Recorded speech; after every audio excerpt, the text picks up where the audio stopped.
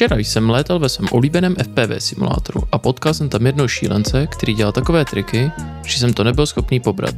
Ohodnoť sám.